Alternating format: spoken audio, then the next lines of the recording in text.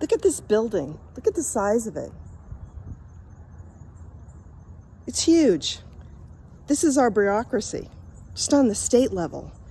Think about the federal level. They don't want to hear from us.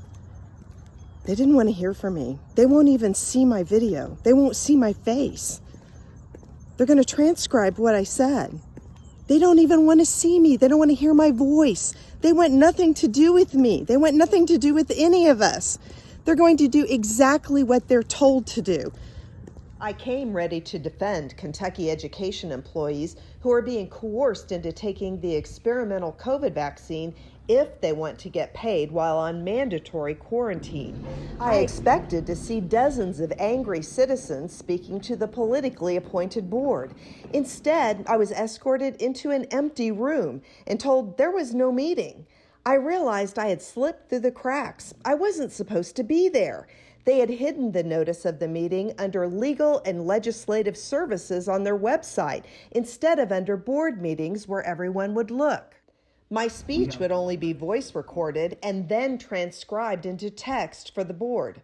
Their plan was to make sure public comments would not be seen or heard by anyone. So I balanced my phone against a plastic trash can to record myself, if I can, and sat down to speak to a wall, determined to reach those hiding behind it. I'm here to ask why this board is so determined to poison and potentially disable or even kill state employees with experimental vaccines. The CDC admits that these experimental vaccines can cause nerve damage. If you look online, if you want to see, you can see dozens or hundreds of people trembling in pain, begging for relief for their misery. The CDC website also says that since April 2021, they've seen an increase in cases of myocarditis and pericarditis that have been reported. And I want you to take note, this is since April. People were getting vaccines long before April. So obviously it takes a while for the effects of these vaccines to be seen.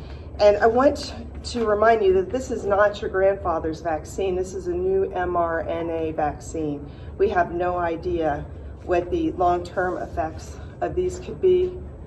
And I wanted to also mention that this dangerous swelling of the heart, the myocarditis, young men 16 to 24 are in the group that are most vulnerable to this. So if you have a new teacher, say a 22-year-old man who has statistically zero chance of dying from COVID, you're going to require him to get a shot of an experimental vaccine that could destroy his life. If he wants to get paid, if he's forced into quarantine when he's not even sick, this is gross overreach of power. And we see this in unelected bureaucracies on the federal level and on the local level. And it does seem that you are the local enforcer of these federal bureaucracies, NIH, CDC, and Department of Education. That's why I have written a letter to the Speaker of the House, David Osborne, requesting that he submit legislation to abolish the Board of Education. We don't need this bureaucracy.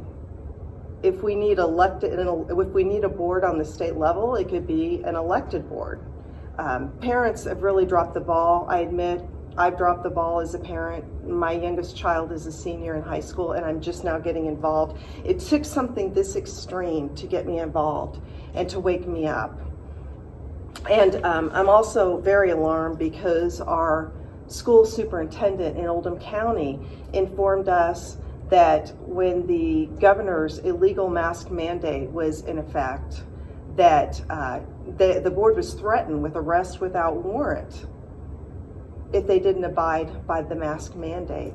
And I know that one was stricken, but then your mask mandate was still in effect.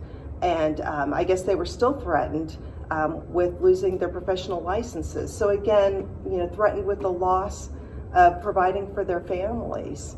And I can't believe that this threat is not still there in some way or another. I think that there's always the threat of losing funding because the funding flows from the federal level down to the state, then down to the local. And that's the opposite of the way that things are supposed to work. Government is supposed to flow from the ground level, from the people up. But you get this with unelected bureaucracies. I think parents, if they felt empowered, they would become more involved. And books and curriculum should be chosen by parents and teachers in the individual counties. And we really do need to break up this racket. And parents feel completely unconnected. And the idea that people have to take a shot to get paid is an abomination. It's un-American, it's unscientific. But there are thousands of people like me out there, and our numbers are growing all the time, and we are waking up, and we're going to continue to stand up. And you've done a good job here keeping people out. That when you looked under the meetings on the website, there was no listing of this meeting. When I called to get directions to the Capitol building, I was told that the meeting was canceled. And now I see why, because there is no real meeting. You won't even see my face or hear my voice. You're going to get a transcript. This is what I'm talking about. You're putting up a wall between yourselves and the people. And I understand that. I understand why you're doing that, because you were politically appointed. You don't want to hear from us, but you're going to hear from us.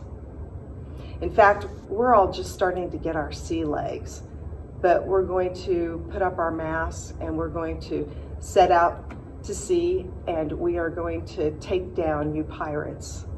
And that's really what you are, pirates.